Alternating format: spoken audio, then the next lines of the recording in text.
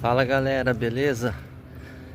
Passando aqui para dizer que a partir de hoje, dia 17 de julho de 2025, eu vou começar a correr no mínimo 1 km por dia, tá? Então todos os dias eu tenho que correr no mínimo 1 km.